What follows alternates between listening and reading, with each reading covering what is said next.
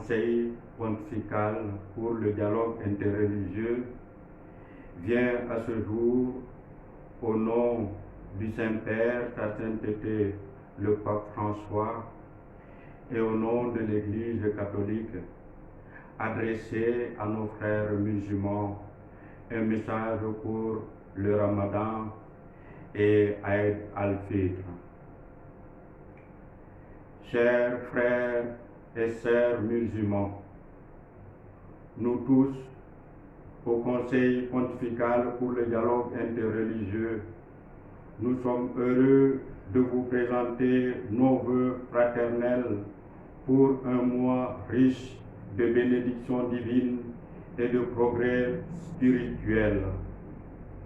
Le jeûne avec la prière, l'aumône et d'autres pratiques de piété nous rapprochent de Dieu, notre Créateur, et de tous ceux avec qui nous vivons et travaillons.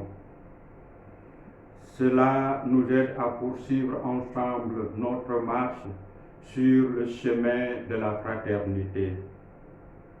Pendant ces longs mois de souffrance, d'angoisse et de chagrin, surtout pendant les périodes de confinement, nous avons ressenti le besoin d'assistance divine, mais aussi la nécessité d'expression et de gestes de solidarité fraternelle. Un appel téléphonique, un message de soutien et de réconfort, une prière, une aide pour acheter des médicaments ou de la nourriture, des conseils et, pour le dire simplement, l'assurance de savoir que quelqu'un soit toujours là pour nous en cas de nécessité.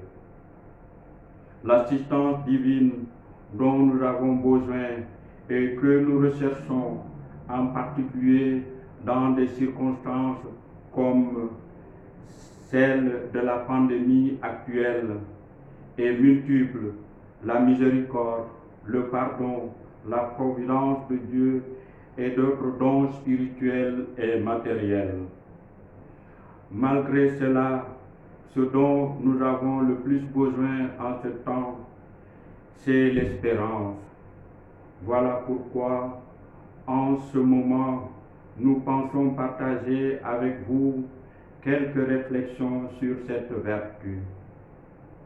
Comme nous le savons, l'espérance va au-delà de l'optimisme que, pourtant, elle inclut. Alors que l'optimisme est une attitude humaine, l'espérance trouve son fondement dans le sens religieux. Dieu nous aime et prend soin de nous par sa providence. Il le fait à sa manière mystérieuse, ce qui n'est pas toujours compréhensible à nos yeux. Nous nous retrouvons un peu comme des enfants, assurés du soin affectueux de leurs parents, mais pas encore capables d'en saisir toute l'importance.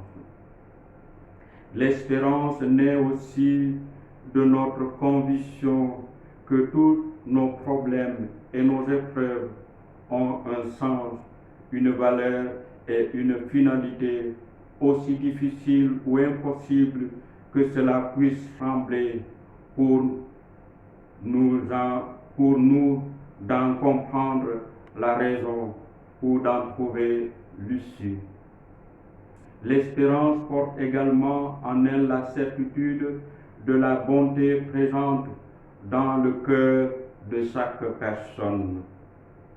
Souvent, dans des situations de difficulté et de désespoir, l'aide que l'espérance apporte avec elle peut venir de ce que nous entendons le moins. C'est ainsi que la fraternité humaine, dans ses nombreuses manifestations, peut devenir une source d'espérance pour tous, en particulier pour ceux qui en ont besoin. Grâce soit rendue à Dieu, notre Créateur, mais aussi à nos semblables, hommes et femmes, pour la réponse rapide et généreuse solidarité de nombreux croyants, ainsi que des personnes de bonne volonté sans affiliation religieuse lors des catastrophes, que celles-ci soient naturelles ou provoquées par l'homme, comme les conflits et les guerres. Par leur bienveillance, toutes ces personnes nous rappellent, en nous croyant, que l'esprit de fraternité est universel et qu'il transcende toutes les frontières ethniques, religieuses, sociales et économiques. Dans cet esprit-là, nous imitons Dieu, lui qui regarde avec bienveillance l'humanité qu'il a créée et les autres de ses créatures et l'univers tout entier.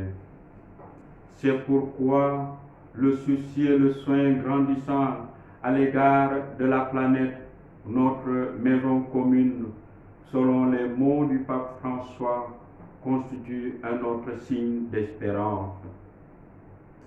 Nous sommes bien sûr conscients que l'espérance a aussi ses ennemis, le manque de confiance en l'amour et en la solitude de Dieu, la perte de confiance en nos frères et en nos sœurs, le pessimisme, le désespoir et sa contrepartie, la présomption infondée, la généralisation injuste basée sur des expériences négatives, et ainsi de suite.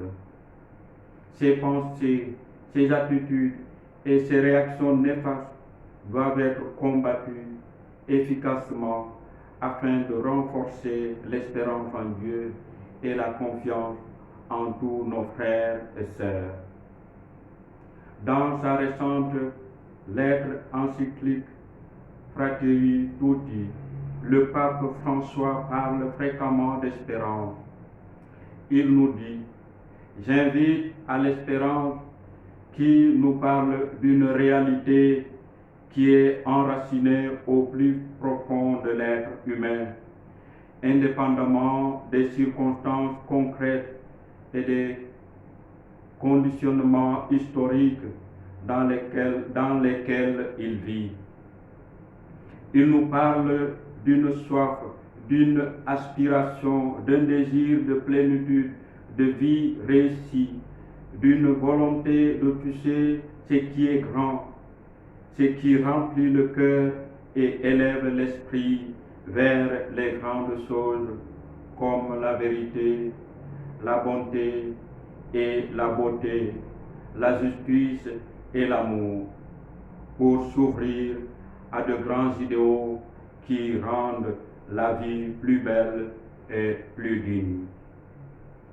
Marchons dans l'espérance.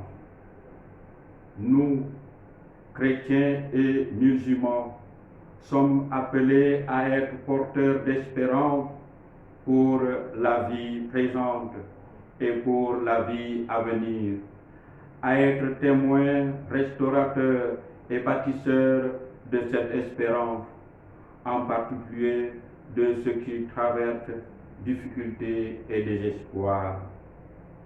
En signe de notre fraternité spirituelle, nous vous assurons de notre prière et nous vous adressons nos meilleurs vœux pour un Ramadan paisible et fructueux, ainsi qu'un joyeux Eid al-Fitr. Du Vatican, le 29 mars 2021, signé Miguel Angel Cardinal Augusto Gusto, président. Ramadan Mubarak, Shukran.